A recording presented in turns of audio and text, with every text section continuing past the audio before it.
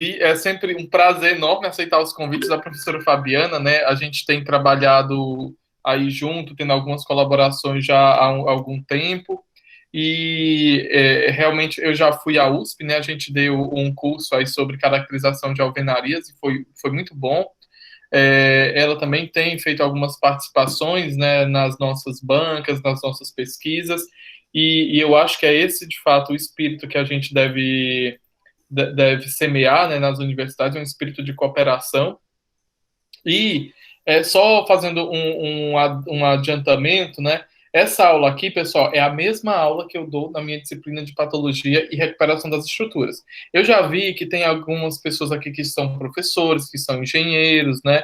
Então, e vão ver muitas coisas aqui repetidas, né? Porque é uma aula bem, ela vai básica, mas aí a gente vai introduzindo os outputs das nossas pesquisas, tá bom? Então, é provável que vocês encontrem aqui uma informação nova, é provável que tenha alguma coisa repetida, como eu já falei, né? Mas fica aí com a gente, né? Que vai dar certo essa aula, tá? Então, como a Fabiana falou, né? Eu sou professor daqui da Universidade Federal do Ceará. Atualmente, eu coordeno o Laboratório de Reabilitação e Durabilidade das Construções, né? E coordeno também um curso de Engenharia Civil. E no nosso laboratório, nós trabalhamos, né, desde a caracterização dos materiais, com caracterização de composição, caracterização do comportamento físico, mecânico dos elementos estruturais, né? Trabalhamos também com a parte de caracterização dinâmica, né? Para quem não sabe, é basicamente caracterizar o comportamento, né, da estrutura como um todo, né? Verificar como é que a estrutura se deforma, como é que a estrutura vibra, tá? Trabalhamos também com modelos numéricos, fazendo algumas análises de comportamento global, né, de como é que, por exemplo, uma intervenção que eu quero realizar, ela vai influenciar na nova redistribuição de esforços. Trabalhamos com desenvolvimento de métodos de reforço também e com monitoramento estrutural, tá? Então, nós temos uma equipe de cerca de 40 pessoas, né, trabalhando no laboratório, e tem sido muito gratificante, né? A gente tem publicado bastante, temos tido bons resultados e técnicas bastante inovadoras, né? Quem quiser conhecer um pouco mais do trabalho do LaReb, nós temos uma página na internet, né, que é esse www.lareb.ufc.br, e temos também um Instagram, né? Quem quiser seguir e ficar por dentro também do que a gente faz, nós temos muitos trabalhos interessantes, né? Eu aqui fazendo nosso marketing, né? A gente tem uns trabalhos bem interessantes, pessoal, e é bacana estar trocando essas informações, porque às vezes, né, como a Fabiana falou, a função da universidade, além de formar, é também transmitir o conhecimento. E aí, lá no LaReb, a gente não faz uma distinção de número de matrícula, né? O aluno tanto faz ter matrícula quanto não, nós estamos abertos a compartilhar o nosso conhecimento, tá bom? Na aula de hoje, nós vamos falar um pouco sobre os ensaios não destrutivos. Eu vou fazer uma passagem sobre o histórico, tá? Vamos falar um pouco sobre o esclerômetro, sobre o ultrassom, sobre a termografia, sobre o pacômetro, sobre o potencial de corrosão, resistividade, GPR e vamos ficar por aí, tá? Existem outra série de ensaios que a gente pode dizer que são ensaios também não destrutivos, que aí eles já entram na questão do monitoramento estrutural, que aí são sensores, e aí nós vamos mais para o Smart Building, né? Acho que o Smart Materials, vocês já devem ter imaginado, né, com esse avanço de tecnologias, cada vez mais tem sido solicitado, né, que os materiais eles também tenham sensores embebidos. Para quê? Exatamente para eliminar a necessidade daquelas inspeções, né? Lembra daqueles... Eu lembro de um filme que é o Iron Man, que tem uma parte que o personagem lá principal, que é o Iron Man, ele vai lá e olha a propriedade de uma parede. Então, ele pega aquela parede de um scan e abre, vê as propriedades, aumenta a partícula, vê o tamanho do átomo e faz uma coisa toda. Então, a ideia, né, é essa.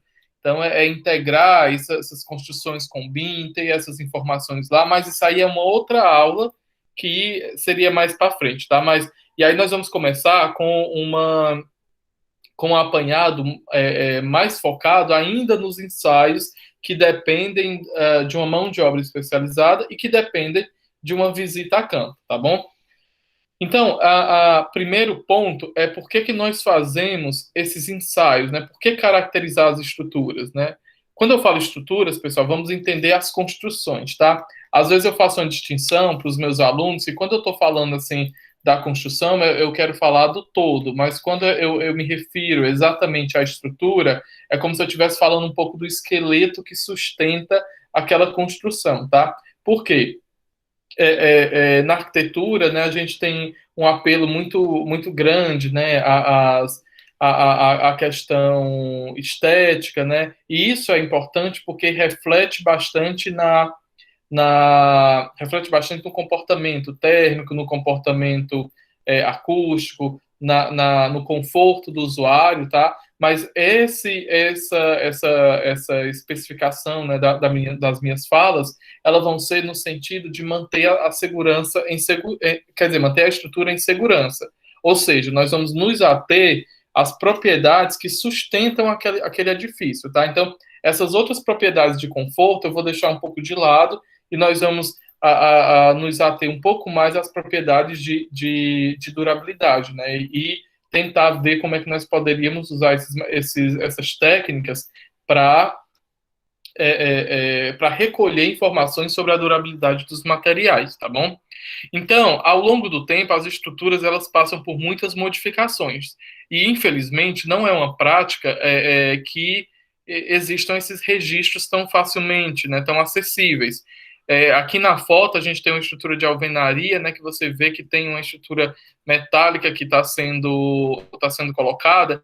Isso aí, depois de finalizado, você dificilmente consegue entender, né, se não for uma estrutura exposta, né, você não consegue entender direito como é que aquele edificado funciona, porque vamos imaginar nesse caso da figura, né, nós temos as alvenarias aí, que essencialmente é uma alvenaria portante, né, ou seja, ela tem propriedade estrutural, então é ela quem suporta e faz a própria distribuição das cargas, né? Ela é parte do sistema, ela é o sistema estrutural, e aí depois eu venho e coloco um outro material, né, que também vai ter uma propriedade estrutural, e como é que essas interações elas vão se dar, né? Como é que essa estrutura nova, né, que tem diferentes propriedades de deformação e capacidade, né, de carga, como é que ela vai interagir com essa minha nova alvenaria? Então, nesses pontos, e não só, né, também para monitorar o comportamento, a evolução de danos, a degradação, estimar as resistências, né, saber qual é a capacidade resistente dessas peças. Então, você não né, primeiro a gente até recorre bastante, né, à retirada de corpos de prova. Mas chega um momento que essas retiradas elas não são ou permitidas ou não é viável, né? Porque às vezes demora demais, às vezes você precisa abrir fazer várias extrações, então isso torna, além da estrutura, né, além de introduzir novos danos, também faz com que eu despenda um pouco mais de tempo na análise desses resultados e precisa também de um laboratório para fazer. Então, os ensaios não destrutivos, eles vêm nesse auxílio, por quê? Porque eles eliminam a necessidade, né, digamos assim, de eu ter que tirar as amostras e levar essas amostras para laboratório, né? Então, o que nós fazemos é fazer todo o procedimento exatamente em campo, tá bom? Então é isso. A partir desse ponto é que nós começamos a utilizar os ensaios não destrutivos, né? E em termos de caracterização, nós podemos classificar esses ensaios, né, ensaios não destrutivos, né, que aí a gente tem a resistência à compressão axial, né, que já são ensaios bastante difundidos no meio técnico, né? Resistência à compressão diametral, que também são ensaios que nós já conhecemos, né? Esse de resistência axial é aquele ensaio, né, que você pega um corpo de prova cilíndrico, né, de concreto, e leva para a prensa, e aí faz o ensaio de compressão axial. Se eu não me engano, é a NBR 5739, né? Depois tem o ensaio de resistência à compressão diametral, que você tem que é um ensaio que serve para a gente conhecer o modo de elasticidade, tá bom?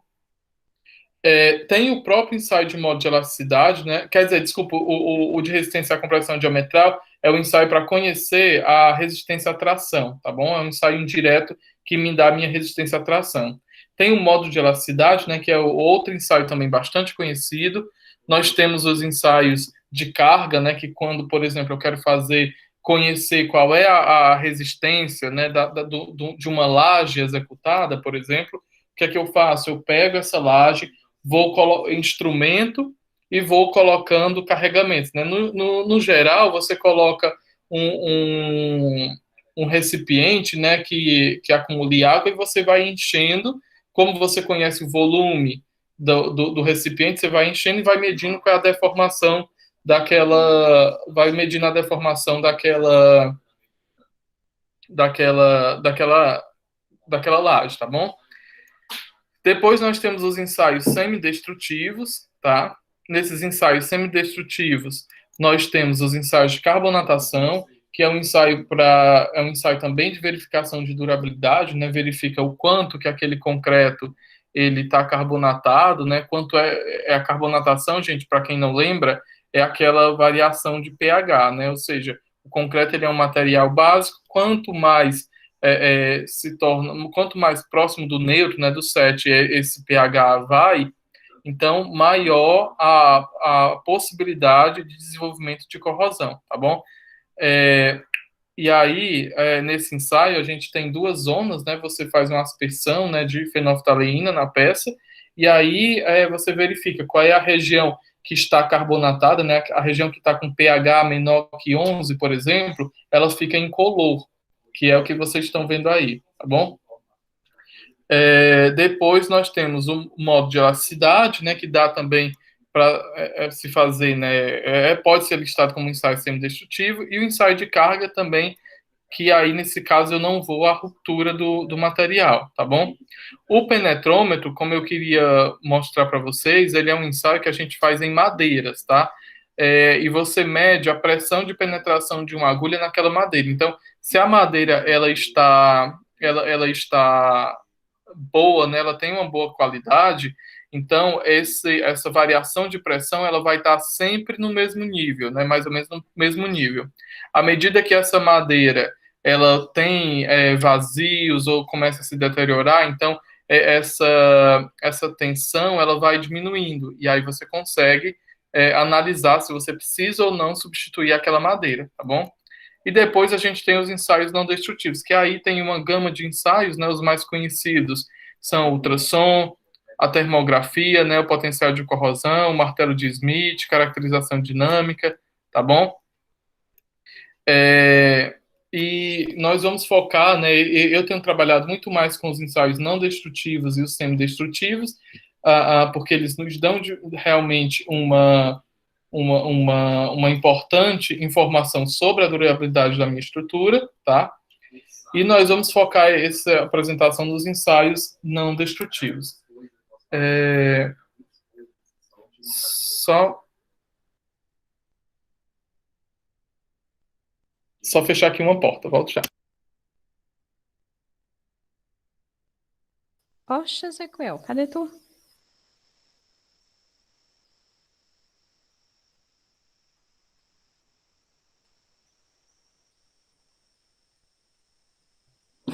Problema técnico aqui é que o meu vizinho tá fazendo a reforma ali. Diz pra ele parar. Não, aí eu quero fechar a porta para não ter. Tá bom, brincadeira, vamos lá. Tá bom, eu já tava ficando doido aqui. Enfim, pessoal, e aí a gente entra nos ensaios não destrutivos, tá bom? Então, os ensaios não destrutivos, né? De onde vêm, para onde vão. Nós sabemos isso, tá? Os ensaios não destrutivos, pessoal, eles começam o seu surgimento ali, né, na década de 60, basicamente. São ensaios que eles, primeiramente, eles existem na engenharia aeroespacial, tá? Também bastante aplicado a máquinas, e só depois é que eles vão migrando, né, para engenharia civil, né? Então, dentre os ensaios não destrutivos, nós temos ensaios, né, de base modal, que usam parâmetros modais, né, como, por exemplo, frequência natural, para verificar a deterioração de uma peça ou mudança nas propriedades, de base acústica, tá? Basicamente ondas, de base magnética, né, que aí a gente tem os campos magnéticos, radiografias, correntes parasitas, né, e métodos térmicos. Então, de 1960 até 1990, nós temos esses ensaios, né, esses ensaios não destrutivos, que são os ensaios mais clássicos que todos nós conhecemos. E aí a gente tem uma evolução de trabalhos, né, desde passando desde a aplicação, a correta aplicação, até a verificação de como é que os parâmetros, como temperatura e umidade, eles influenciam nessas propriedades de medição, né, como é, por exemplo, a força, a posição do equipamento, ele vai influenciar, tá? E aí, quando a gente chega ali nos anos 2000, nós temos a implementação de sensores, né? E aí já são sensores que usam os mesmos métodos de medição, mas aí que já ficam lá fixos e que tem sistema de aquisição contínuo, tá? E aí nós vamos passar para o primeiro ensaio, né? Que é o ensaio de esclerometria, né? Que é com o martelo de Smith, tá?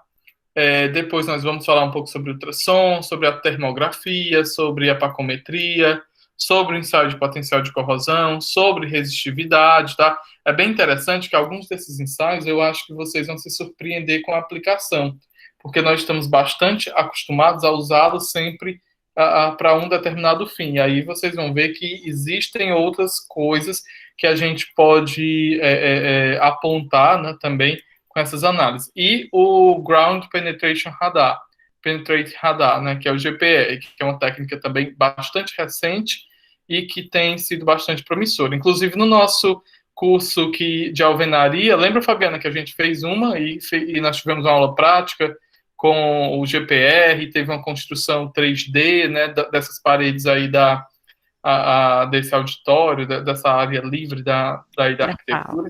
Lembro sim. Foi bem legal. Então vamos lá, pessoal. Nós vamos começar com o esclerômetro, tá? O esclerômetro, ele é um equipamento que mede energia de impacto, tá? Então esse equipamento, ele vai medindo energia, né? Pode ser em joule, por exemplo. Ele é muito aplicado para a gente verificar a dureza superficial, né? De concreto, de papel, de pedra, enfim, de qualquer material que você queira analisar. E para verificar a homogeneidade, né?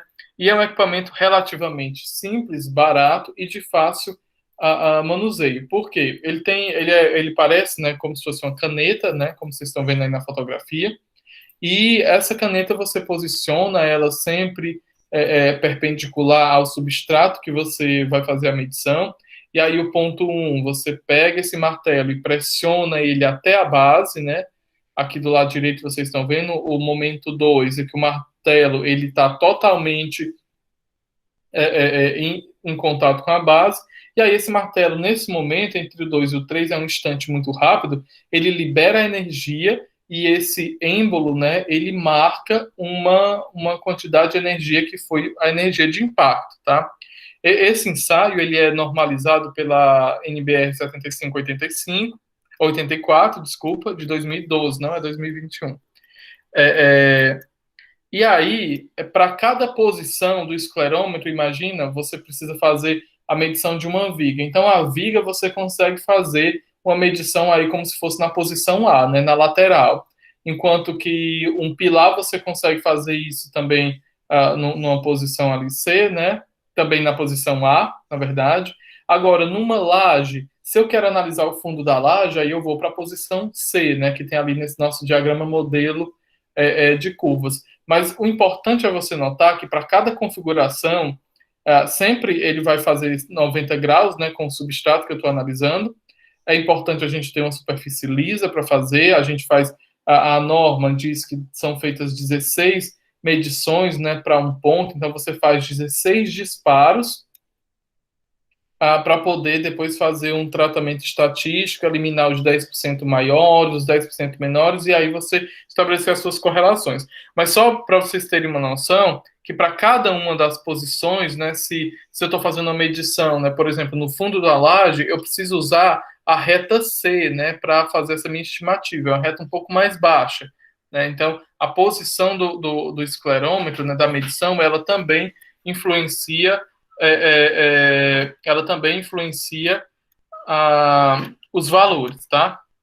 Aqui eu trouxe para vocês darem uma olhadinha no modelo, né, da ProSec, né? A ProSec, não estou fazendo a propaganda dela, mas quem tem um modelo desse é o modelo que a gente usa no laboratório, tá?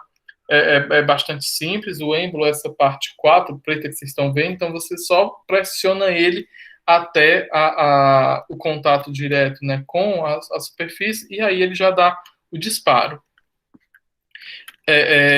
A energia de impacto dele, né, ele vai até 2.200 newtons, né, as leituras vão entre 10 e 100 newtons por milímetro quadrado, fora a NBR que eu listei aqui, né, que é a 7584, nós temos mais a norma europeia, né, tem a 12504 e tem a STMC 805, que também padroniza, é o mesmo procedimento, e só que essas normas elas pedem um mínimo de 20 leituras, né? A nossa, ela permite fazer com 16 leituras, tá?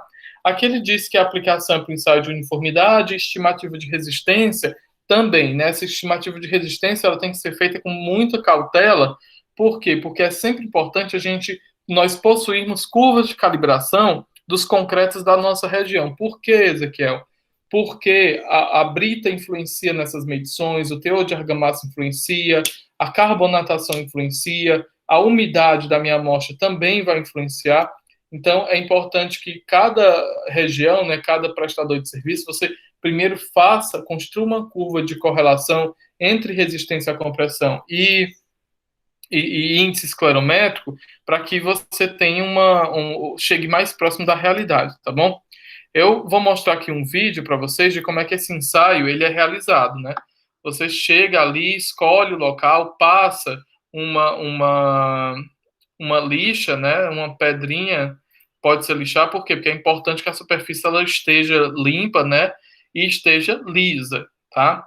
Depois disso, você faz a marcação dos 16 pontos, tá? Então, você faz a orientação de um quadrado e vai fazer uma medição em cada um desses quadradinhos, né? São 16.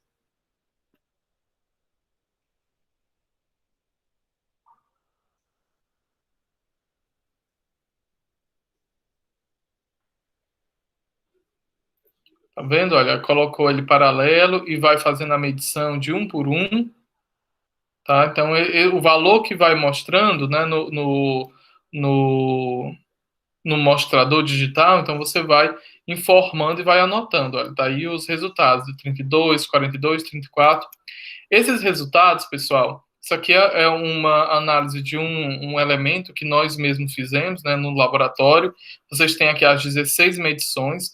Então, nós tiramos o índice esclerométrico médio, tá? Isso aqui é para a viga 1, V2, V3, né, até a viga 7. Qual é o limite superior? Né? Vai ser 50 no caso, tá? E o limite inferior, 40. Tá? Porque é sempre 10% para mais e 10% para menos.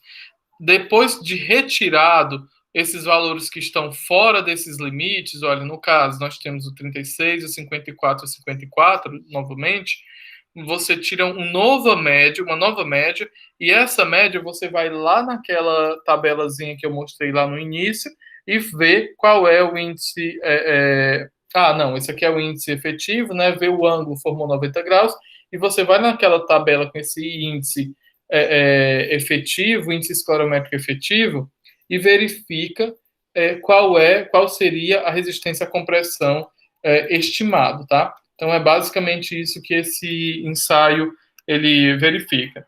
Então, você pegando vários pontos, né, medidos, e se você também fizer a extração, né, é sempre bom que você tenha, faça a extração de corpos de prova para que você faça o ensaio tradicional, né, o ensaio de rompimento, né, de resistência à compressão axial, para que você possa construir a sua própria curva. Porque quando você faz isso, você pode, imagina que eu tenho um edifício todo e eu quero verificar de todas as peças, todos os pilares. Então, ao invés de você sair furando o edifício todo, você faz furos em alguns elementos, né, reduz consideravelmente o número de amostras, né, que vão ser necessárias para o ensaio destrutivo, e a partir disso você também aproveita, faz a medição na área que você vai extrair e depois cria essa curva de correlação. Então, a partir dessa curva de correlação, imagina que o índice esclerométrico efetivo ali do nosso ensaio anterior, olha, era 44,8. Então, eu venho bem aqui, ó, 44,8. Então, é um concreto que ele se aproxima bastante dos 40 MPa, tá?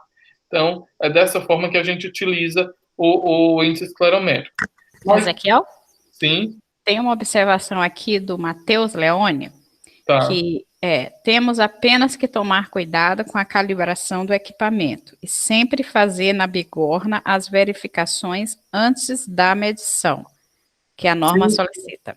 Sim, com certeza. Tem uma bigorna, eu esqueci de falar, pessoal, é uma bigorna que vem junto com o equipamento, né? O índice esclerométrico dela é em torno de 80, tá? Então, você sempre antes de... Como esse equipamento ele é um êmbolo, ele é muito fácil de você calibrar, porque você consegue até abrir ele e fazer os ajustes no próprio êmbolo, tá? Ou colocando o êmbolo mais em cima, um pouquinho mais embaixo, e aí você consegue fazer essa calibração. Mas, realmente, tem essa observação que deve ser sempre realizado essa calibração inicial. Obrigado aí, Matheus. Matheus é um youtuber, tá, pessoal? É engenheiro civil e vocês também aproveitem, quiserem saber mais sobre patologia das construções, sigam o perfil dele, tá? Ele é bem mais disposto do que eu a produzir conteúdos. Enfim, nós também utilizamos, pessoal, o esclerômetro, né? Ok, ele mede dureza superficial, mede. Então, isso também pode ser uma aplicação para pisos, tá? Então, imagina, num piso, você geralmente tem a tua laje, tá? Tem um lastro, né, de concreto, um concreto pobre, e depois você tem uma camada de finalização, que seria a camada do piso, né? Essa camada, ela tem aí, né, em torno de 5 centímetros. Esse trabalho foi uma avaliação que nós fizemos em um edifício, agora recentemente, tá? Ali em cima vocês veem a distribuição da planta, e esses pontinhos pretos foram os pontos onde nós fizemos as medições, né? Então, cada pontinho desse foram feitos 12 disparos, né, para a gente poder ter a média de cada um e montar esse gráfico, tá? Então, analisando aqui em forma de mapa, né, nós vemos que essa distribuição, elas nos diz alguma coisa, sim. Aqui a nossa aluna Tainá, acho que ela deve estar assistindo também, fazendo lá o trabalho de medição, tá? E o que é que nós verificamos? Nós verificamos em algumas regiões, primeiro, há uma predominância, né, de índices maiores do que 40, tá? Na verdade, índices maiores do que 38, e depois, quando nós fizemos a distribuição desse mapeamento, nós verificamos umas zonas com índice esclerométrico mais baixo. O que é que essas zonas nos dizem? Essas zonas nos dizem que aquele material, né, aquela camada, ela está enfraquecida, ou seja, a resistência ali, a dureza superficial dela, né, a rigidez superficial, ela está menor. Por que ela está menor? Nós fizemos algumas prospecções, fizemos algumas aberturas, né, com aquele ensaio de arrancamento, que é um ensaio que você vai, posiciona uma pastilha e depois puxa essa pastilha para ver se ela solta, tá? E nós verificamos que, de fato, nessas regiões, que está listado aí em amarelo, nós temos um descolamento do piso. Então, uma aplicação prática disso, né? O condomínio, ele queria saber se o piso estava totalmente comprometido ou se tínhamos alguma região específica que está comprometida, né?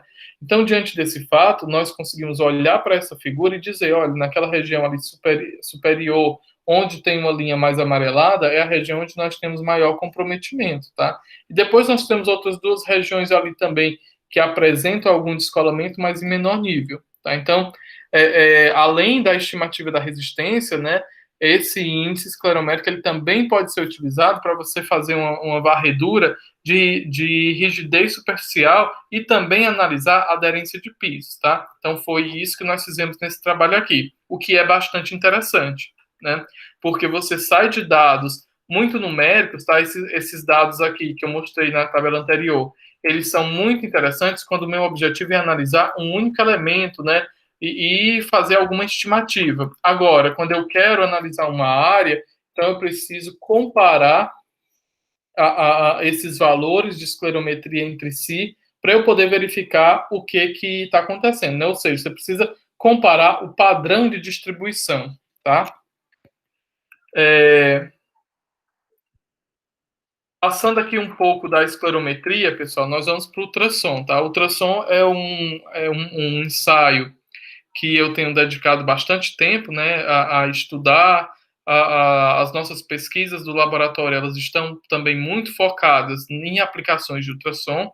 E o que é que ele mede? Basicamente, ele mede o tempo em que uma onda mecânica ela leva de sair de um transdutor emissor até chegar no outro transdutor receptor, ou seja, ela mede o tempo que essa onda leva para percorrer aquele material, tá bom?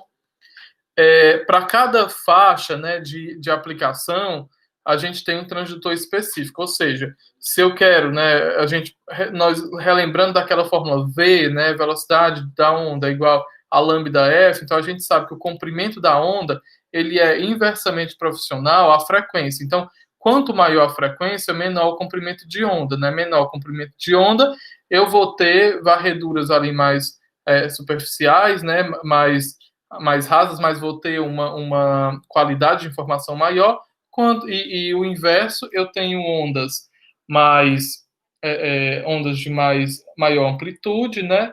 Mas que vão ficar, eu não vou ter assim, por exemplo, não seria qualidade, mas eu não consigo, eu perco um pouco de resolução na interpretação desses resultados. Por exemplo, se uma onda ela tem uma frequência menor, então eu não, se ela tem uma frequência menor, ela tem um comprimento de onda maior, então eu consigo identificar mais vazios, né, ou maiores obstáculos. Quando isso não acontece, então existe aí uma dificuldade em detectar, por exemplo, pequenos vazios, tá? Então é por isso que no nosso caso concreto, nós utilizamos um transdutor de 54 Hz. Por quê? Porque esse transdutor de 54 Hz, eu tenho um comprimento de onda ali de 68,5 milímetros, e aí eu consigo detectar vazios, fissuras, né, com uma certa precisão, tá bom? Ezequiel, ainda no ensaio de esclerometria, eu ia até te fazer uma pergunta, mas deixei para o final, mas tem um comentário aqui que tem a ver com isso. Que quando a gente faz a esclerometria, por exemplo, em estruturas, né, de concreto, inclusive a norma, que é o que Almircélio Marques está falando, a NBR 7585 destaca a esclerometria como um método complementar, né?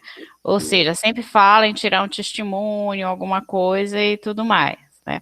Algumas edificações históricas, isso se torna um pouco mais difícil, né? Ou então, como a gente, lá no Copan, que é a imensidão que tem lá, teríamos que tirar muitos corpos de prova, vamos dizer assim, muitos testemunhos, para realmente, vamos dizer assim, ser uma amostra válida da resistência do concreto para se comparar com o que foi obtido no esclerômetro, né?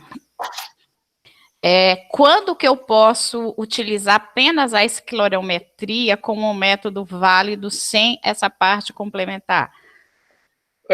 Bem, isso primeiramente, eu vou lembrar como é que as normas elas são elaboradas. Ninguém faz primeiro as normas e depois vem os procedimentos. É exatamente o contrário. Isso. Primeiro vem os procedimentos, né, vem toda a testagem em laboratório e depois se padroniza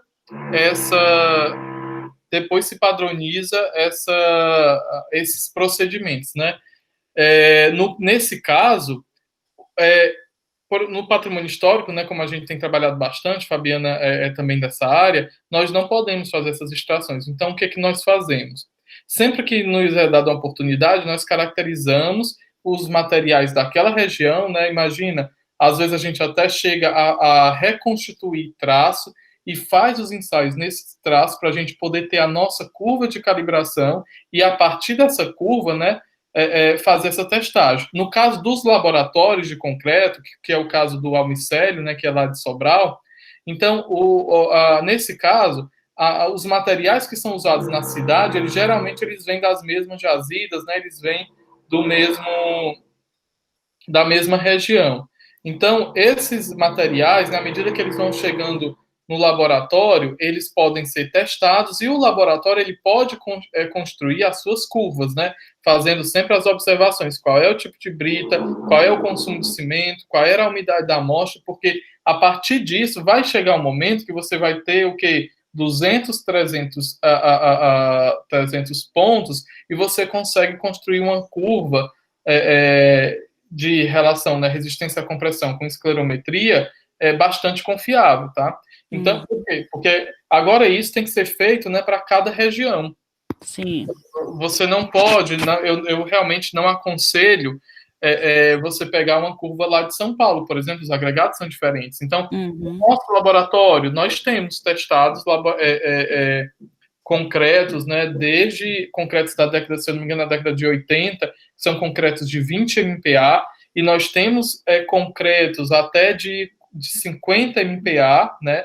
Nós temos um banco de dados de em torno, né, de 200, 300 amostras. Então, essa curva é a curva que o nosso laboratório usa. Entendi. Então, tá. É basicamente isso, tá bom? Tá. Tem uma outra pergunta, não é nem pergunta, não consegui acompanhar qual o objetivo do ultrassom. Não, eu ainda vou explicar o objetivo do ultrassom. Tá bom. Então, é o seguinte, só voltando aqui para o ultrassom. O ultrassom é um ensaio, né, que consiste na medição de uma onda que vai passar por um meio material, tá? Então, você mede a velocidade que essa onda propaga naquele material. O que influencia muito nisso?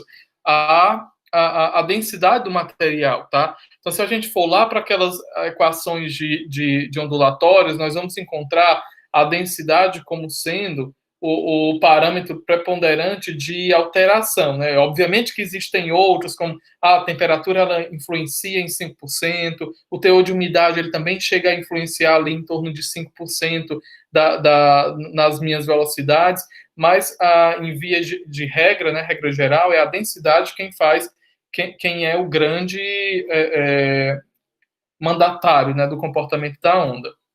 Então, eu tinha explicado agora aqui sobre os transdutores, né? Então, imagina, numa chapa metálica, eu preciso de uma frequência muito alta, porque para minha onda ser menor e eu conseguir detectar, por exemplo, microvazios, né? Microbolhas, né? Então, quanto maior a frequência, né? Quanto maior a frequência, maior o nosso nível aí de resolução e o inversamente, né? Quanto menor a frequência, maior a onda, e aí a gente também não consegue fazer uma varredura tão minuciosa. Uma outra grande questão é que, quanto maior a frequência, eu não consigo detectar onda em tanta profundidade, e quanto menor a frequência, eu consigo ter mais profundidade, tá? Então, quando a gente olha para o transdutor aí do concreto, ele é um valor ali intermediário, né? Nem está tão baixo, nem está tão alto. E aí a gente consegue fazer medições, de fato, no interior do material. Então, explicando novamente, o ensaio, ele tem 3 configurações típicas, tá? Essa primeira, que seria a nossa transmissão direta, eu tenho uma onda P. O ultrassom, ele não emite só um único tipo de onda. Nós temos as ondas P, né, que são ondas longitudinais. Nós temos as ondas S, que são ondas transversais. E temos as ondas R, que são ondas de superfície. Então, a gente, aqui na nossa primeira configuração, nós temos transmissão direta, né? É um método mais preciso, obviamente, por quê? Porque a onda longitudinal, ela tem mais energia, né? ela tem mais energia. Então, ela chega mais rápido, ela de fato atravessa todo o material e eu consigo verificar como é que está, né, o comportamento, né, daquele material ao longo de sua espessura. Quando isso não é possível, então a gente recorre a duas outras técnicas, que é a transmissão semidireta e a transmissão indireta, né? Na transmissão semidireta, nós temos uma coleta aí de ondas S. Professor, como é que eu verifico isso? Você tem que ligar um osciloscópio, por exemplo, ao teu ultrassom para você ver qual é a onda que está chegando, né? Qual é a onda que está chegando primeiro. Então, beleza. Mas isso também não é tão importante, tá, pessoal? Saber qual é a onda que está chegando primeiro, não. Depois nós temos as transmissões indiretas, e aí esse sinal, essa perda de sinal é cerca de 30% em estruturas de concreto, tá? Mas em alvenarias, esse sinal ele chega a reduzir, ou seja, a diferença entre velocidades entre a transmissão indireta e a transmissão direta, ela pode chegar até 20%, tá? Quanto mais heterogêneo for os materiais, quanto mais vazios essa onda ela tiver que percorrer para chegar no outro ponto, obviamente, menor vai ser quer dizer, maior vai ser a diferença, né, entre a velocidade direta e a velocidade indireta.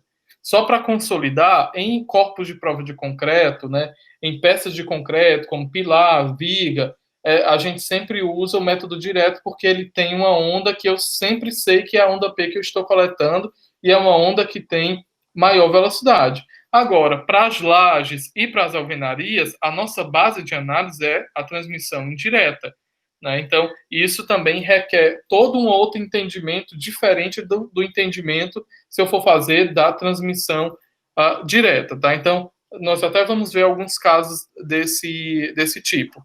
Ezequiel, uma pergunta aqui. Pode ser utilizado o teste ultrassônico para verificação das propriedades de resistência à compressão axial de um maciço rochoso para auxílio de projeto de fundações? Pode usar esse, pode usar... Pedro Henrico.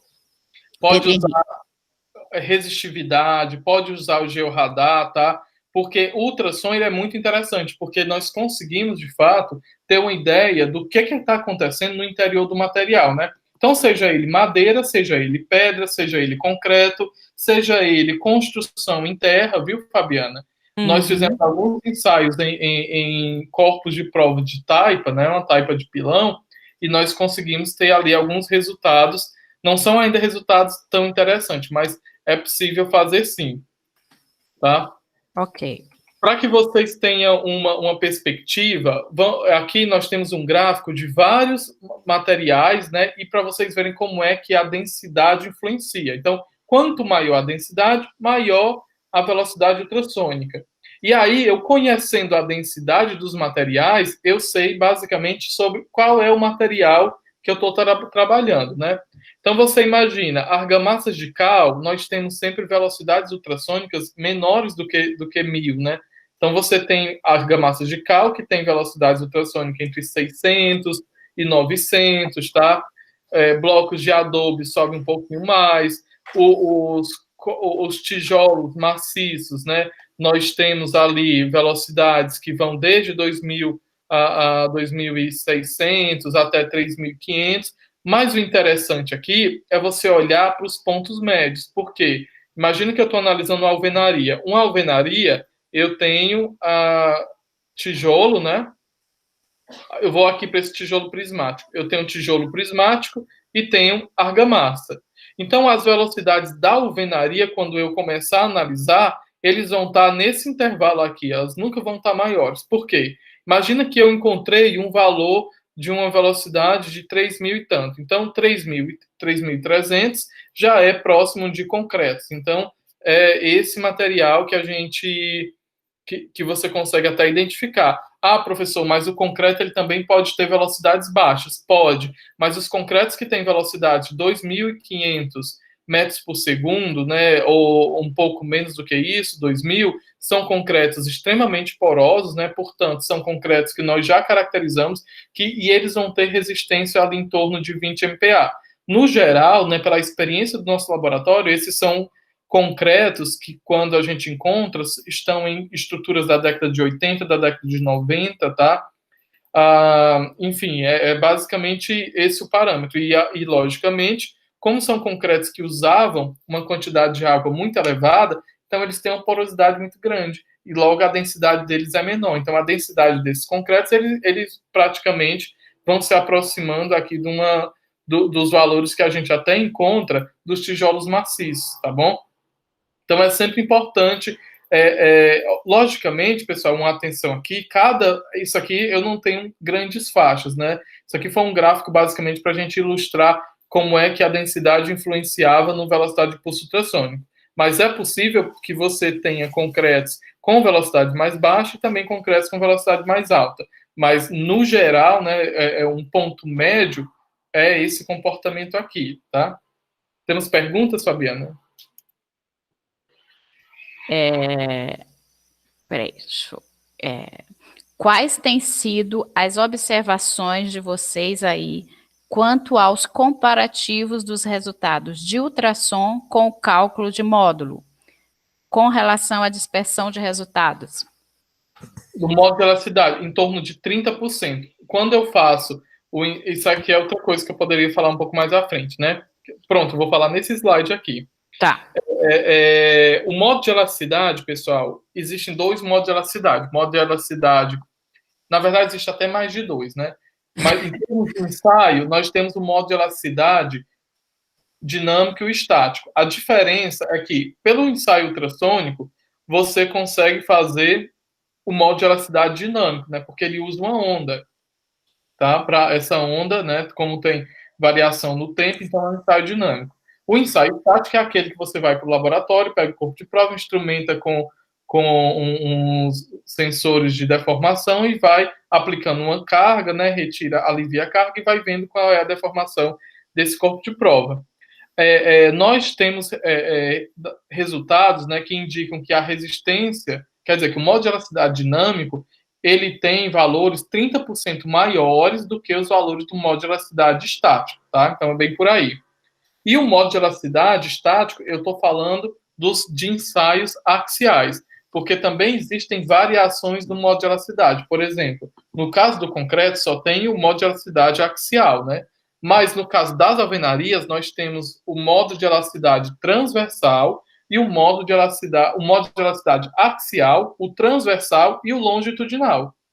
Então, como ela é um material altamente anisotrópico, né? Para cada direção que eu estou analisando, ela vai ter um modo de elasticidade diferente, tá bom? Voltando aqui. Então, tem uma tabela, né, que eu peguei lá do livro do professor Isaia, mas também é uma tabela que está lá na ASTM, que ela indica a questão das qualidades, né, como eu falei agora há pouco. Ele diz que concreto maior do que 4.500 é um concreto de excelente qualidade, a boa qualidade está entre 3.000 e 3.500, regular 2.000 e 3.000, e menor que 2.000 é um concreto ruim. Eu chamo a atenção que essa tabela ela não deve ser aplicada, isso é só uma análise baseando, tendo por base os concretos já mais recentes, né?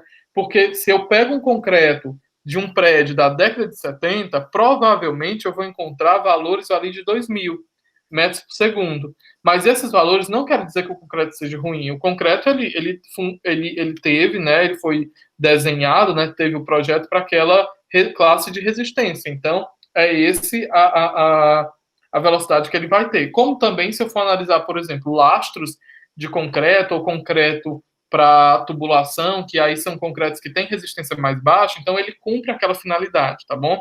Esse comparativo aqui é só para a gente ter uma noção, no fundo, de que quanto maior a velocidade, mais resistente vai ser esse concreto, tá?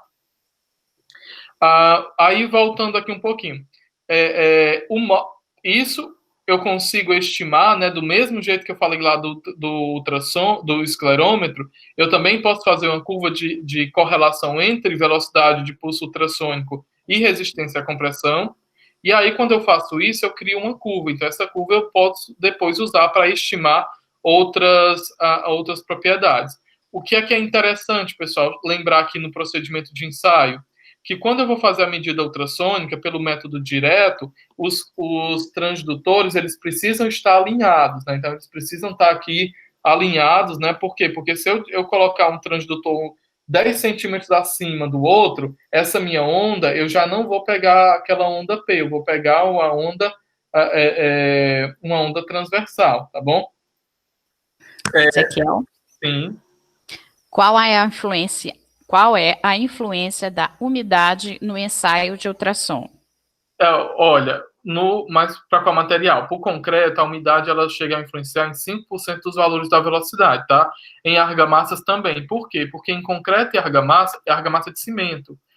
A porosidade é reduzida, então a quantidade de água que está lá também é bem limitada. Quando eu falo em argamassa de cal, aí o problema é maior, porque aí você pode ter 20, 25% de resistência, né?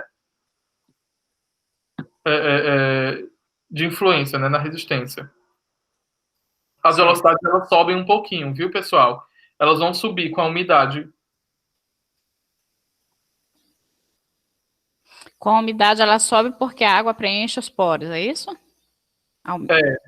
Tá. Aí a onda vai mais. Mas isso, Fabiana, é muito relativo, sabe por quê? Porque na literatura, para ser bem sincero, a gente não tem um comportamento ainda tão definido de como é que a umidade ela influencia. Por quê? Porque tem a questão da temperatura. Nós fizemos alguns ensaios, por exemplo, em argamassa de cimento, e realmente o que aconteceu foi que a temperatura, a velocidade subiu. Agora, quando nós pegamos a mesma argamassa e colocamos ela um pouquinho mais aquecida, o que aconteceu foi que a velocidade desceu, né? E também o agregado também influencia. Então, eu não sei dizer, precisar exatamente se a umidade... Vão ter pontos em que a umidade ela vai fazer com que a tua velocidade aumente em 5%, né? E vão ter momentos que elas vão diminuir. Quando é que isso vai acontecer? Principalmente quando eu tenho agregados maiores, né? Quando eu tenho agregados maiores, então a velocidade ela acaba subindo. Quando eu tenho agregados menores, a velocidade diminui. Mas é um tópico aí, inclusive, que quem quiser pesquisar, né, Seria ótimo. seria ótimo. Inclusive, quem está perguntando, Pedro Henrique Somacol. É interessante, porque você vai é teu aluno? Não sei Não, quem né? é. De onde você é, Pedro? Mas é interessante esse ponto, porque se você vai para a literatura, você vai encontrar esses comportamentos. E aí, Pedro, se você faz medição direta ou medição indireta, aí a onda também acaba mudando. Geralmente, na superficial, a tendência é que a velocidade aumente, tá? Ela sempre aumenta com o aumento da umidade. Agora, eu realmente não tenho tanta profundidade para explicar de fato o porquê, né? Ele é de Concórdia, Santa Catarina, e o interesse dele é no concreto. E ele perguntou também qual é a influência da carbonatação no ensaio de ultrassom. Não, foi o Marcelo Pereira que perguntou da umidade e o Pedro perguntou da carbonatação, no concreto. A carbonatação ela não tem uma influência significativa no ensaio de ultrassom. Por quê?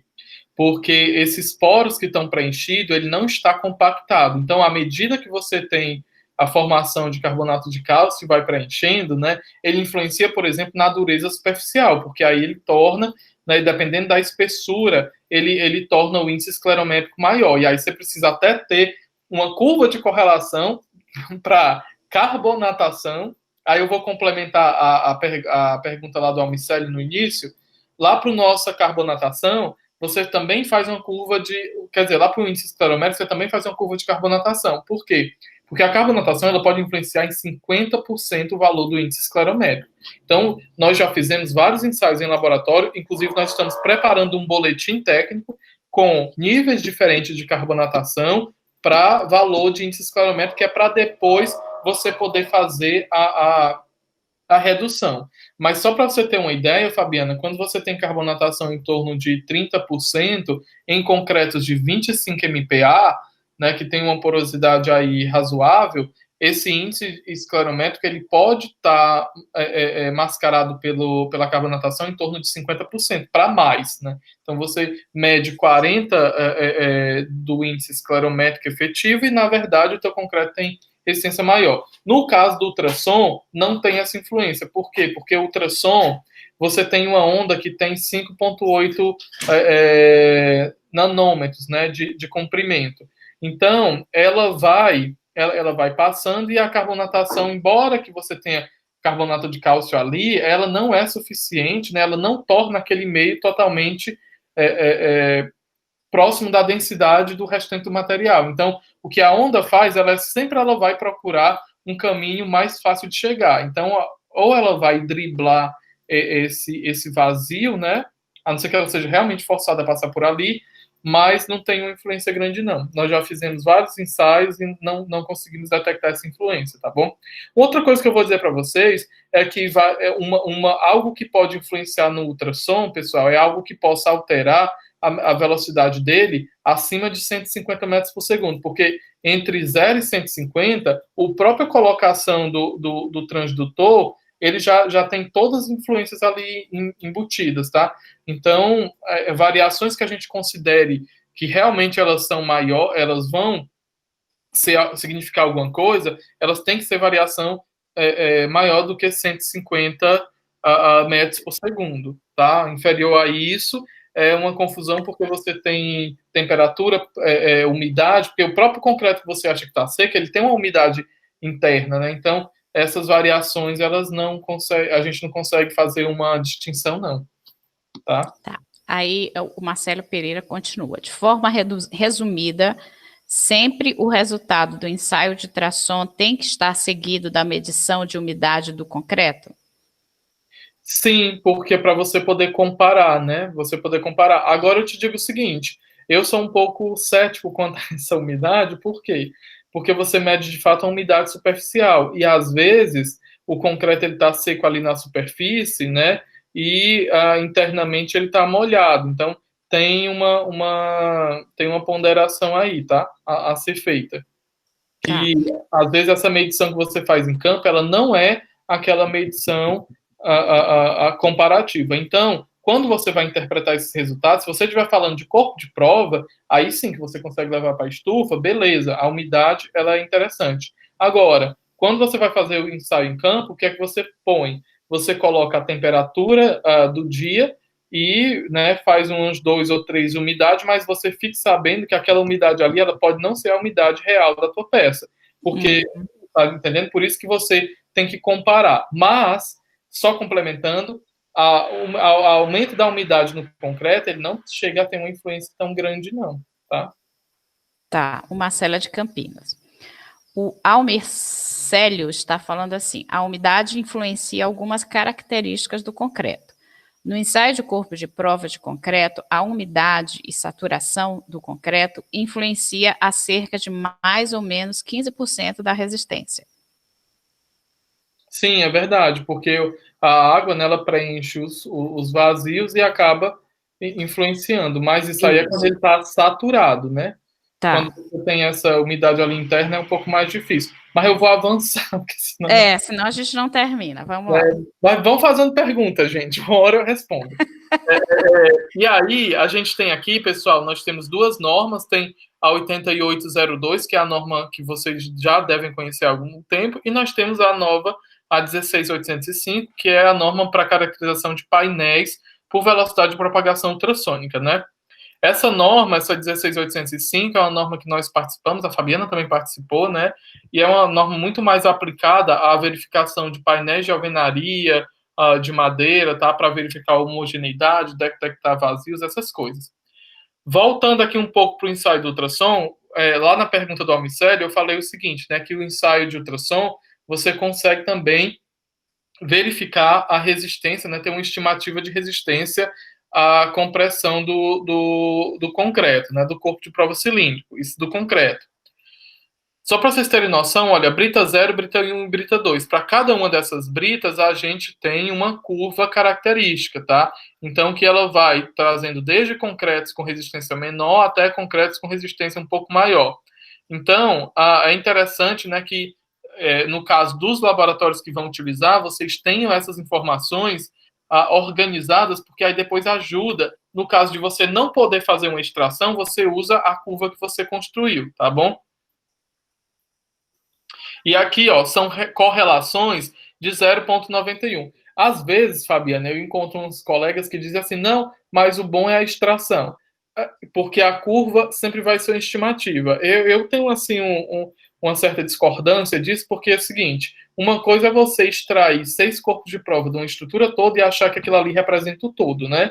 Estatisticamente, a confiança é muito baixa. Agora, quando você usa esses suas 6 amostras para caracterizar esses comportamentos, e aí você faz medições ultrassônicas na estrutura toda, então você chega a ter 300 pontos medidos. Então, isso, estatisticamente, já é mais representativo, né? Obviamente que sempre vai haver ali um erro associado, né? Nesse caso aqui, ó, você tem um índice de correlação de 0,91 aí para a nossa Brita 0, né? E 0,90 para a Brita 1 e 0,84 para a Brita 2.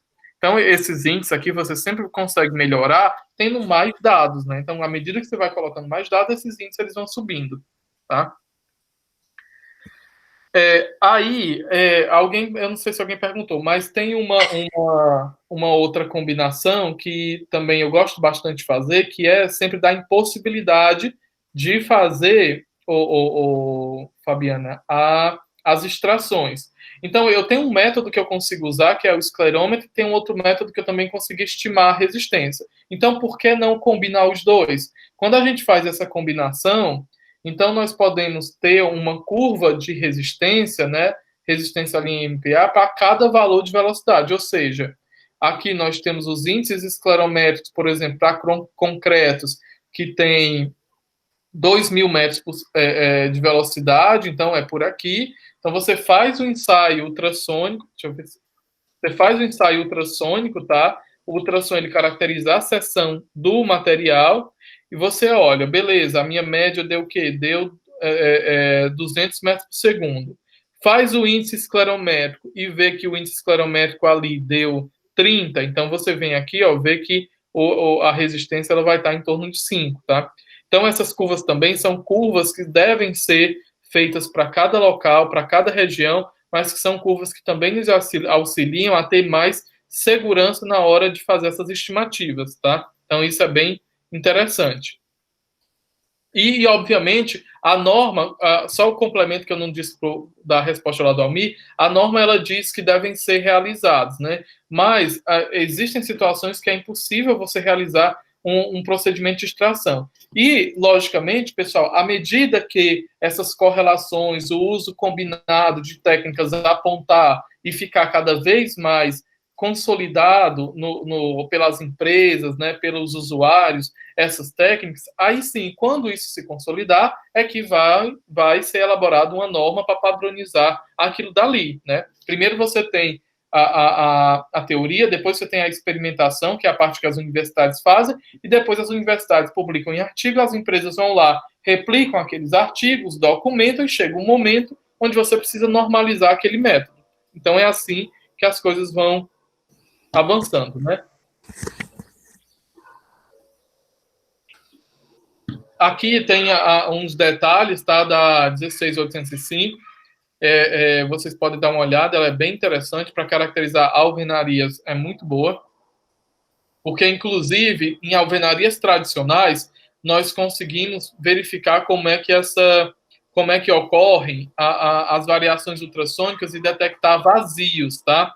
Então, se vocês derem uma olhada em todos esses painéis, nós vamos encontrar alguns painéis, como esse daqui de cima, que tem uma região mais escura. Essas regiões escuras, elas nos apontam para a existência de alguns vazios, tá?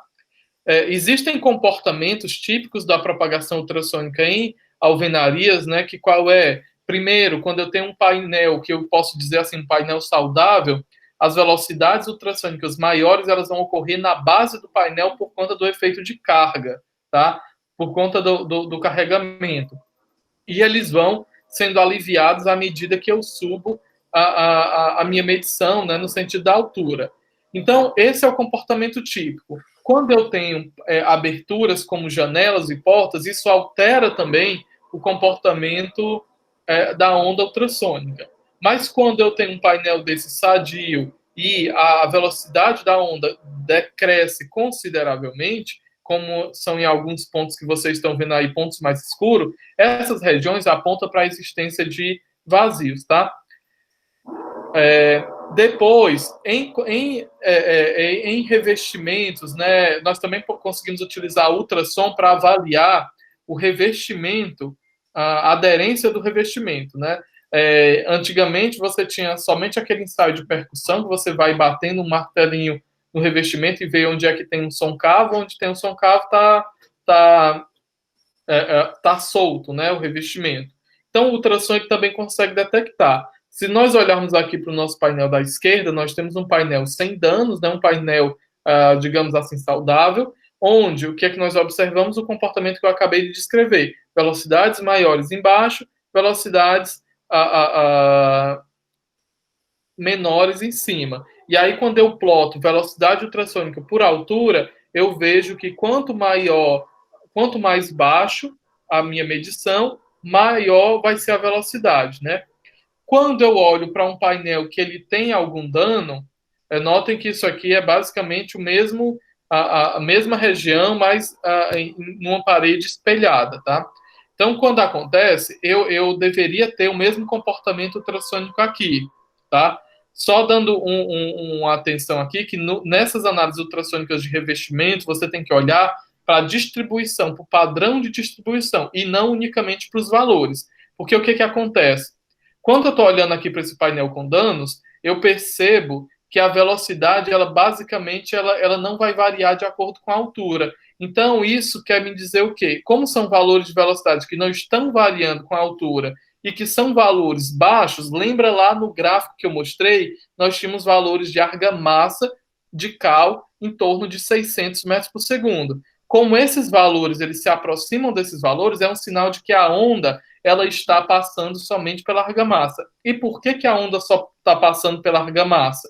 Porque o revestimento está descolado. Então, quando a onda ela encontra um vazio, a tendência natural dela é se propagar pelo meio, pelo meio mais contínuo, né? Então, aqui eu tenho até uma configuração que seria uma parede devidamente aderida, então a onda ela vem, ela vai passando por dentro, quer da argamassa, quer do tijolo, e aí a gente tem essa configuração.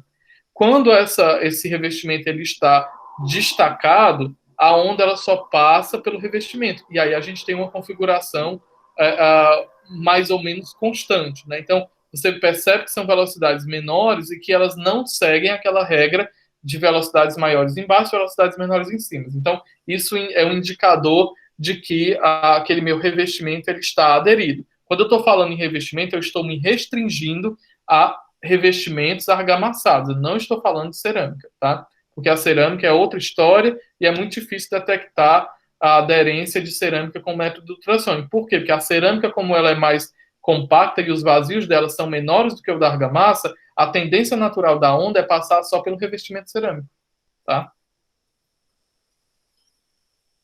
E aí, para comprovar, né, aquela questão que eu falei para vocês sobre os vazios, nós fizemos algumas paredes em laboratório, né, algumas delas nós induzimos a vazios, e olha o que é que nós verificamos. Verificamos que quando a parede, né, ela possui vazios, tá? Aqui do lado direito, pessoal, a gente tem os dois painéis de alvenaria, né, e a parte revestida. Foi na parte revestida onde a gente fez as medições. Então, o que nós observamos? Nós observamos que quanto mais eu me aproximo dos vazios, maior vão ser as distorções das velocidades. Então, ora essas velocidades vão baixar, ora elas aumentam, ou seja, elas não têm um comportamento padrão. Se a gente olhar para o gráfico experimental A, a gente vê nós observamos, né, uma tendência de crescimento linear dessas minhas velocidades. E quando eu olho para o meu gráfico 2A, né, experimental 2A,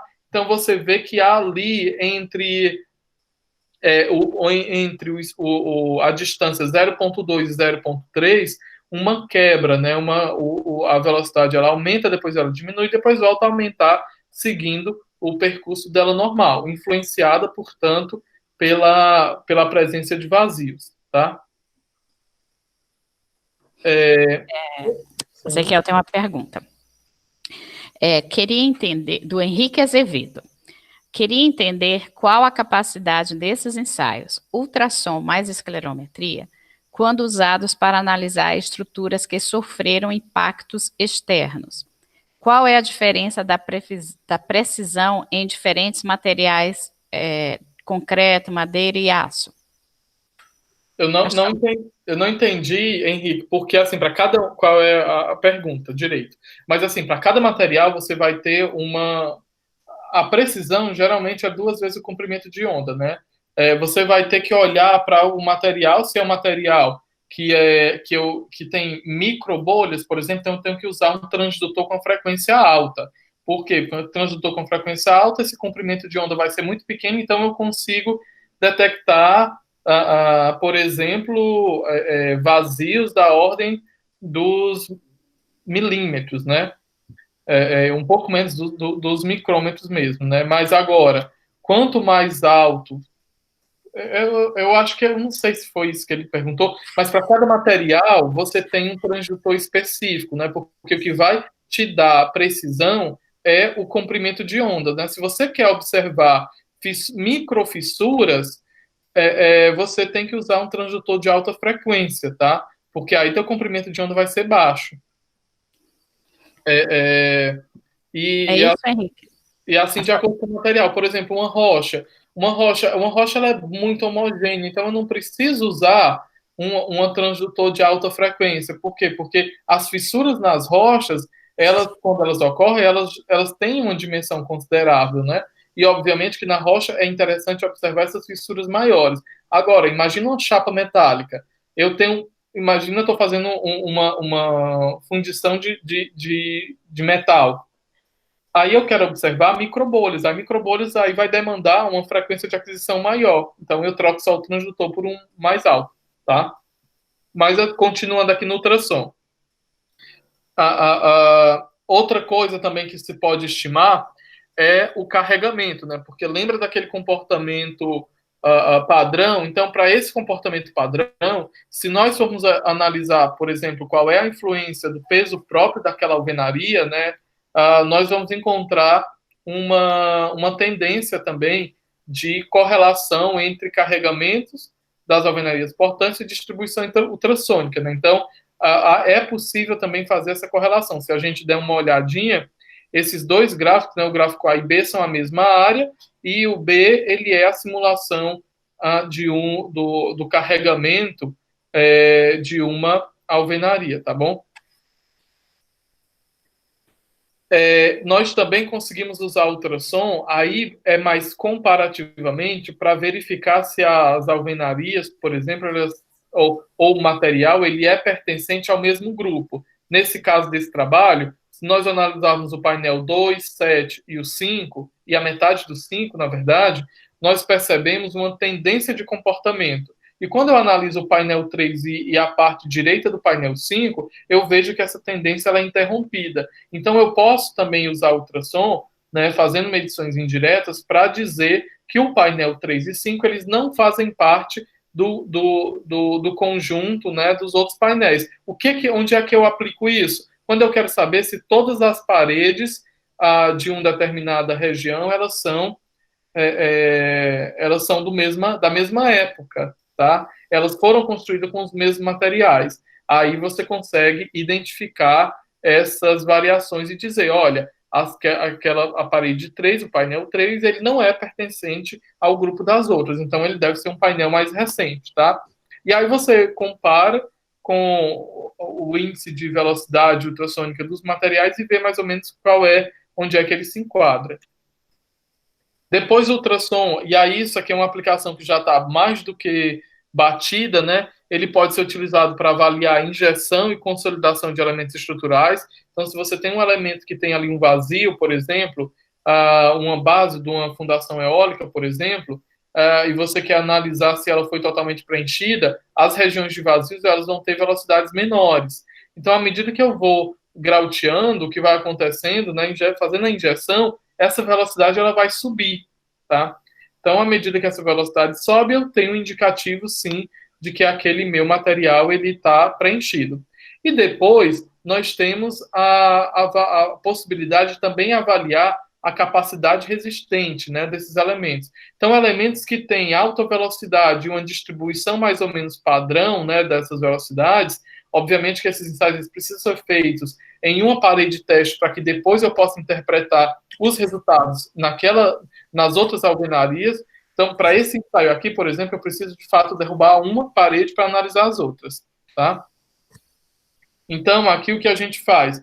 Você caracteriza, nota que as velocidades ultrassônicas são altas e existe uma distribuição padronizada, né, mais ou menos organizada dessas velocidades. Então, eu sei que ela vai ter uma capacidade resistente mais alta do que se essas distribuições de velocidade ultrassônica estão variando desde valores muito baixos, da ordem de 700, por exemplo, para 2100. Então, isso também é uma maneira de você usar o ultrassom para analisar a capacidade resistente das alvenarias, tá? Então, finalizando o ultrassom, né, é uma técnica que eu acho que é bastante... É uma técnica bastante... não é nova, mas por muito tempo as pessoas imaginaram que o ultrassom ele já estava exaustivamente utilizado, esgotado, né? E não. E a gente tem percebido que nós temos mais coisas, mais e mais ferramentas que nós podemos desenvolver a partir do ultrassom, tá?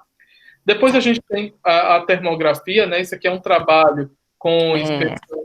Sim. Tem uma pergunta.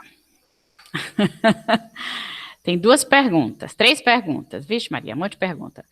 Ezequiel, a primeira é do Nicolas. O relevo do local da construção pode influenciar nos ensaios ultrassônicos? Eu até perguntei assim, se ele quer se referir ao relevo em relação à localização onde a obra está implantada. Não. Se for o relevo geográfico, não, mas o relevo se for o relevo da superfície da medição, sim, porque sim. Eu preciso ter uma medição, uma superfície lisa, né?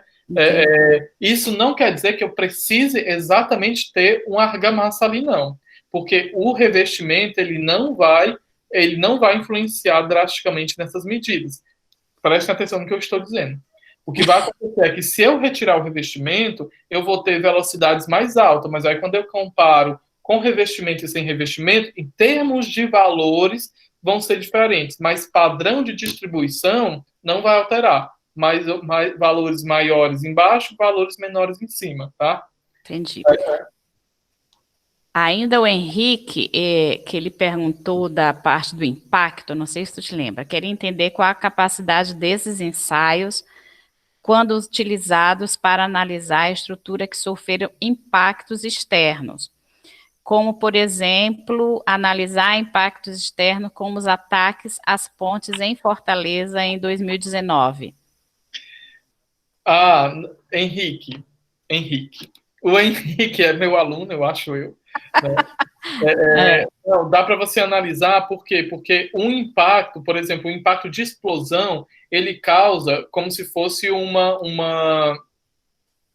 ele causa um destacamento da região. Então, no caso do ultrassom, você consegue sim, porque se houve o destacamento, mas não houve o descolamento total do revestimento, então eu tenho fissuras internas. Então, nesse caso, o ultrassom ele é mais indicado, porque o ultrassom ele consegue sim detectar fissuras, né? Eu esqueci de colocar aqui nos slides, mas ele consegue fazer essa detecção de fissuras. Então, a ultrassom seria mais adequado e ele consegue detectar fissuras, né? Aí de 1 milímetro até, né? Uhum. Então, o ultrassom é mais adequado. No caso aqui da termografia, né? Essa não é... que é o do André Alves. Tá. Em relação ao atual estado da arte, mas acho que você comentou isso no final, a arte do uso de ultrassom em concretos e alvenaria, a seu ver, quais os próximos estudos a serem conduzidos? Olha, André, o André foi meu aluno, hoje é engenheiro, né, e ajudou bastante no início desses ensaios de ultrassom, tá? Ele também, o TCC dele foi até esse slide aqui, ó. O TCC do André foi isso aqui. Mas, enfim, hoje nós estamos usando o ultrassom para estimar os modos de elasticidade de alvenaria, né? Para utilizar com redes neurais para ver as propriedades mecânicas, mas também para aplicação nos revestimentos, né? Então, nós estamos avançando bastante nessa questão de detecção de vazios, apesar da gente saber que tem uma regra geral, essa regra é cheia de exceções, então nós estamos mapeando isso, tá?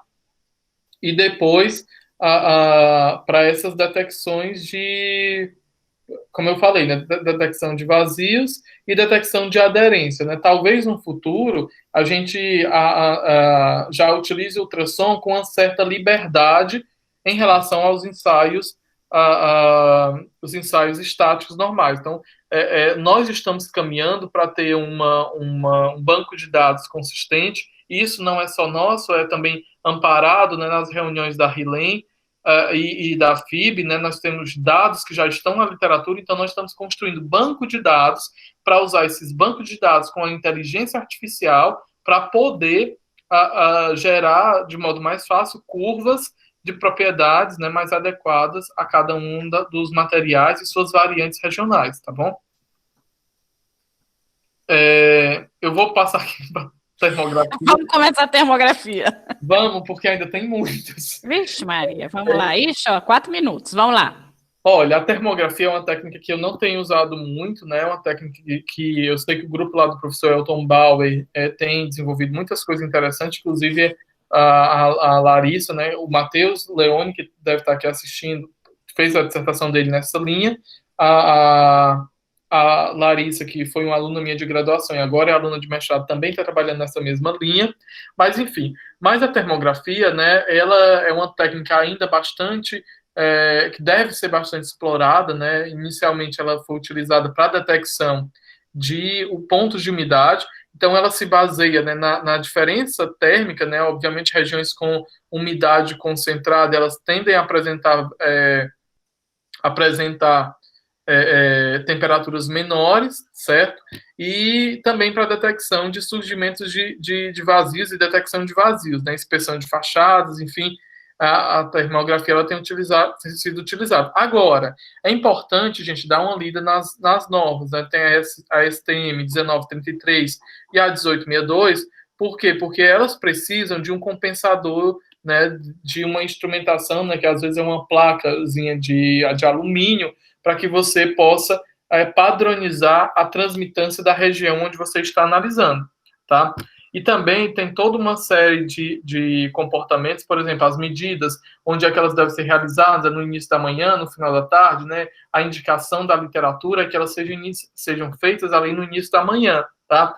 Mas é uma técnica, por exemplo, se você aplica em alguma região que está difícil verificar concentração de umidade, você consegue saber até onde é que a umidade está indo, então isso te ajuda bastante nas inspeções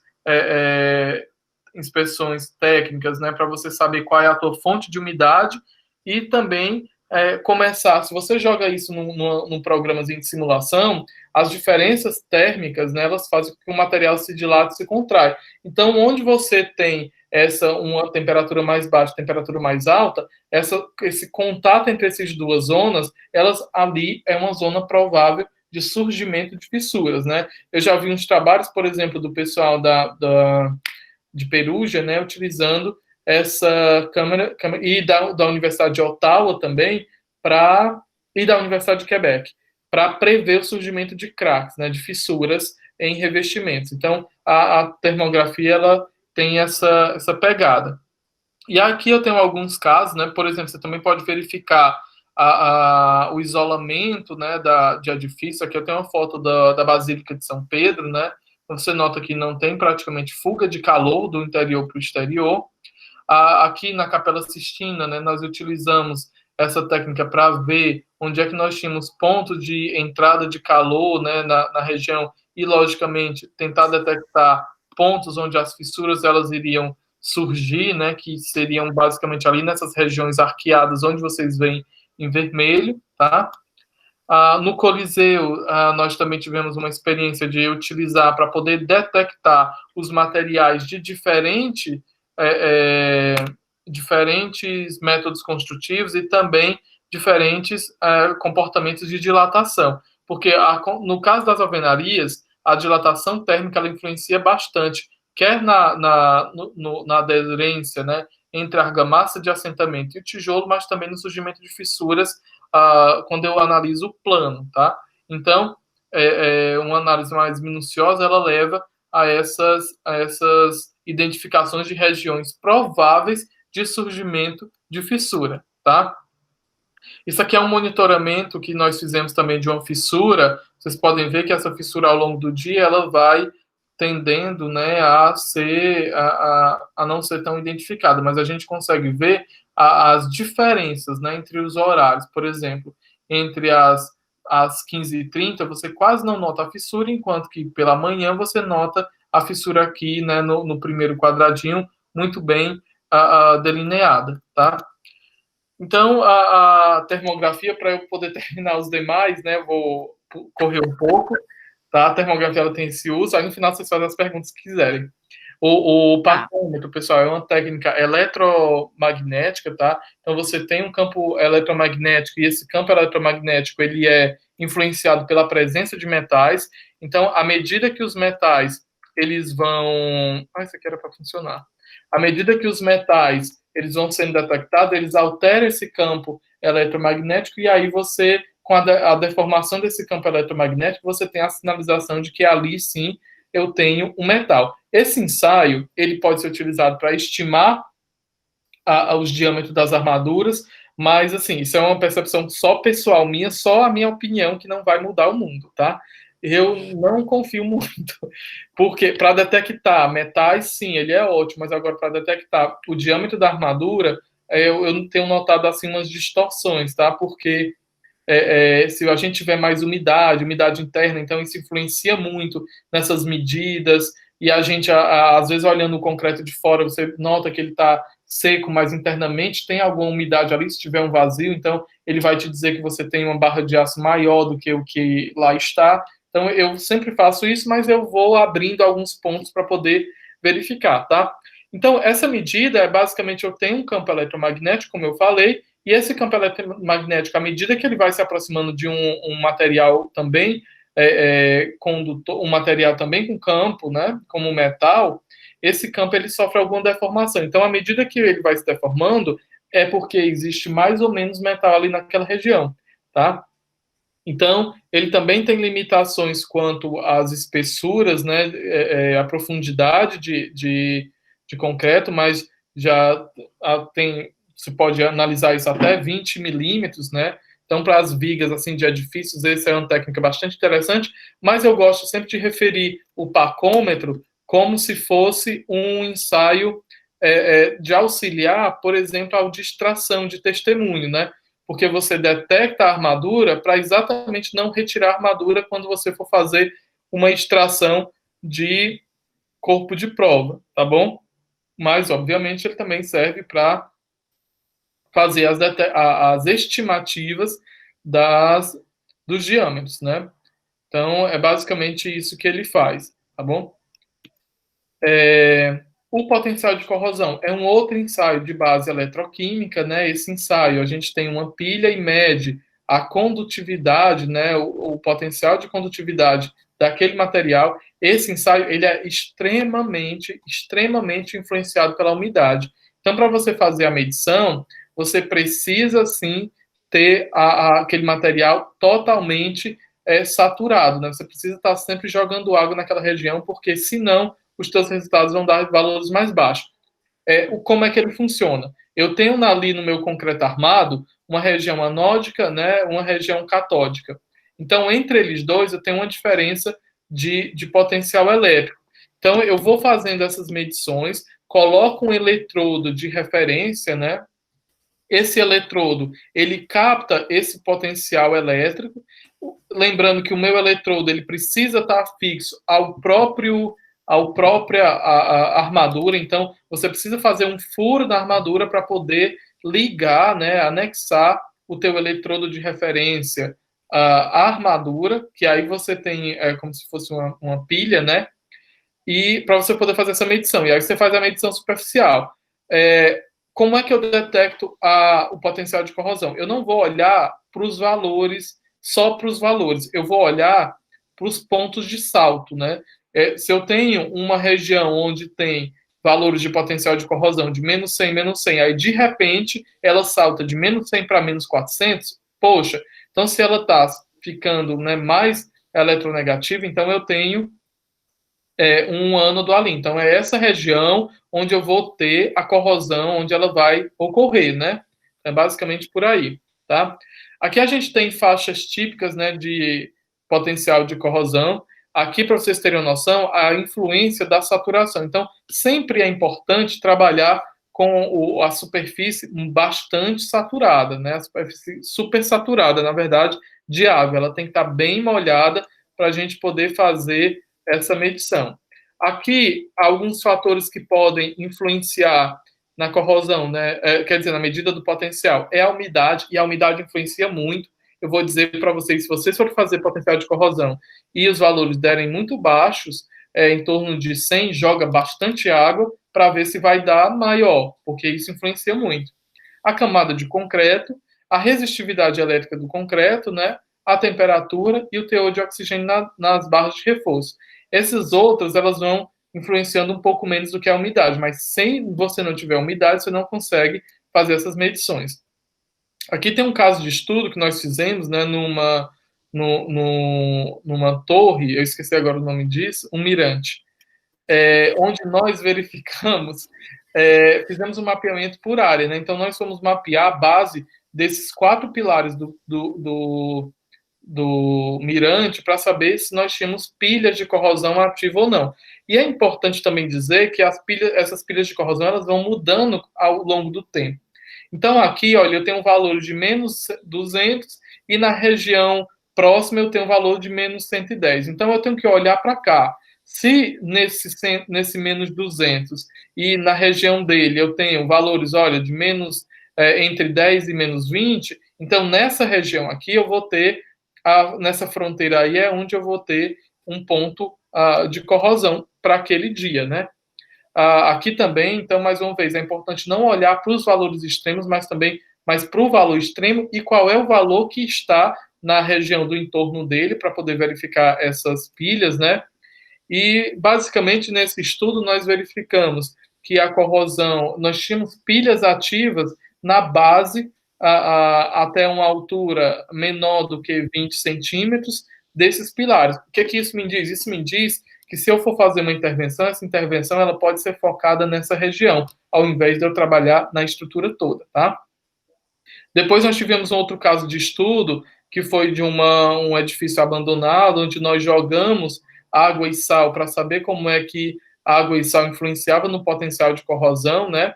Então, esses foram os pontos monitorados. Olha só, no dia 0, nós temos alguns pontinhos ali em verde, né, de uma pilha um pouquinho ativa, né? Se a gente vê os potenciais dela, é ali em torno de -180. No dia 21, olha a região que já se tornou pilha. E no dia 29, né, nós tivemos basicamente uma pilha generalizada na área que foi monitorada. Então, isso aqui por exemplo, o efeito da água, né, com sal, de concentração de 0,1 molar, na evolução da corrosão. Isso não quer dizer que aquelas armaduras estão corroídas, isso quer dizer que eles estão tendo troca de elétrons intensa nessa região. Possivelmente, depois disso, se você for verificar, né, há surgimento de fissuras nessas regiões ali, provocada por conta da corrosão generalizada, tá? E aqui você também pode usar o potencial de corrosão fazendo leituras periódicas para acompanhar quais são as zonas, né, que estão em corrosão ativa e são zonas com corrosão passiva, né, ou zonas de incerteza. Geralmente eu trato as regiões de incerteza como também corrosão ativa para que eu tenha uma segurança maior, né? Mas enfim, é dessa forma que vocês podem utilizar isso nos trabalhos de vocês, né? Depois tem as medidas de resistividade elétrica, ela também é uma medida baseada em campo, né? Então, você mede qual é a taxa de transferência, né? Qual é a taxa de mobilidade aí dos elétrons daquele teu material. No caso do concreto, existem 2 maneiras de você fazer. Se é um concreto que ainda não foi para a obra, você consegue fazer as medições através de um corpo de prova, né? Isso aqui está lá descrito lá no meu TCC, se alguém quiser olhar depois, dá uma vista, tá? Mas são 4 eletrodos, e aí você pode fazer as medições a cada tempo e verificar se essa resistividade ela está aumentando ou diminuindo, tá? E depois tem outro equipamento mais portátil da ProSec, em que ele tem os 4 eletrodos também, você precisa molhar, porque a umidade aqui influencia também consideravelmente nesses resultados. Depois de molhar, você só coloca esses eletrodos logo em contato com a parede que você vai medir, né? No caso, o concreto. E aí, depois você, né, aperta lá o botãozinho de medição e ele vai te dar o valor da resistividade, tá bom? O ensaio de resistividade, ele se aplica apenas em estruturas de concreto, estruturas metálicas de concreto armado, né? Talvez algumas pessoas achem que sim, mas não, ele também pode ser utilizado em rochas ou em alvenarias. Por quê? Porque como a resistividade ela é bastante influenciada pela umidade, então você pode ver a distribuição de umidade dentro da rocha e ver também como é que essa rocha ela está se alterando ao longo do tempo, tá? E aí, por último, o georradar, que era uma técnica que é mais recente, né, que eu queria mostrar para vocês. É uma técnica também baseada em emissão de onda, onde você tem uma onda que é emitida, essa onda ela é recebida, e aí os obstáculos eles distorcem essa onda, tá? Ela é bastante utilizada para mapear pisos, elementos estruturais, né? Esse aqui é um espectro típico do georradar. O georradar é muito interessante porque você consegue detectar vazios, né? Enquanto que o ultrassom ele tem limitação de espessura para varrer, né? O georradar não. O georradar ele consegue fazer varreduras profundas. Inclusive, ele é bastante utilizado na geologia para detectar regiões de concentração de minérios, detectar rochas no interior do solo, tá? Isso aqui é uma imagem processada de armaduras, né? Porque se eu sei, imagina que você sabe qual é a faixa de velocidade dessa onda para o concreto, se você exclui essa faixa, o que vai ficar ali, né, são as faixas de armadura. Então, você consegue detectar, por exemplo, como é que as armaduras de aço estão distribuídas e qual é a espessura também. Então, ele também pode ser visto como uma evolução do pacômetro, né? Aqui, olha, tem 2 perfis de alvenaria, vocês estão vendo aí nesses quadrados, essas regiões de descontinuidade, tá? É um pouco difícil ver, mas essa região onde está mais listrado em preto, quer dizer que ali eu tenho um vazio, tá bom? Então, você consegue, por exemplo, detectar vazios em paredes de 1,5 m de espessura. Então, isso é interessante, tá bom? Então, pessoal, era isso que eu tinha para mostrar para vocês na aula de hoje, né? Foi bastante corrida ali, mas eu gostei bastante das perguntas que fizeram. Não sei, Fabiana, se a gente vai ter mais tempo para responder algumas delas, mas vocês têm ali o meu e-mail, né? Estava na apresentação, mas Ezequiel, é que estão perguntando aqui se eu vou deixar disponível a gravação e a apresentação. Aí eu disse que eu ia pedir a tua autorização ou não. Tá bom.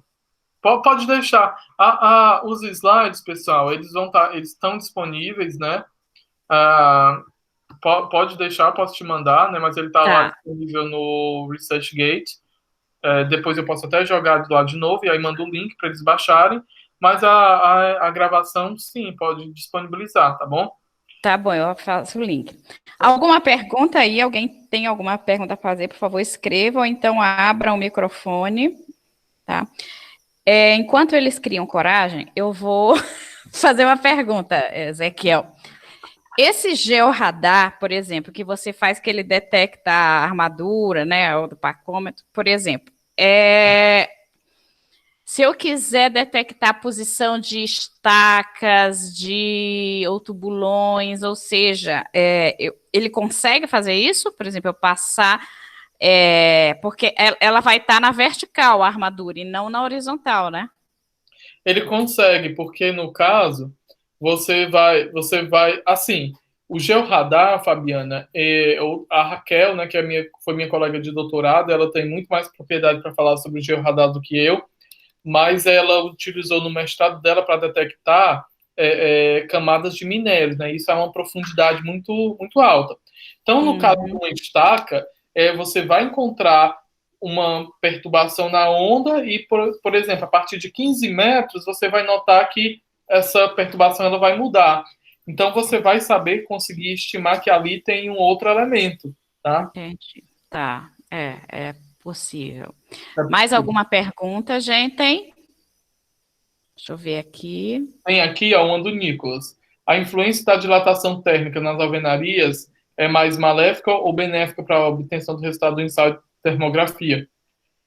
Vai ser assim, para o ensaio de termografia, quanto maior variação de temperatura, né, melhor, e, obviamente, a dilatação térmica é uma propriedade do material. No caso, para as alvenarias, a dilatação ela vai ser ruim. Por quê? Porque se você tem argamassas muito porosas, a tendência é que, com o efeito da temperatura, combinado com a umidade, você tenha, com o tempo, né, uma fadiga ali na região de contato entre a argamassa e o tijolo, o que vai levar ao destacamento, né? E é interessante que isso sempre acontece nas regiões mais superiores, né? E às vezes acontece até a queda de material. Uhum. Tá.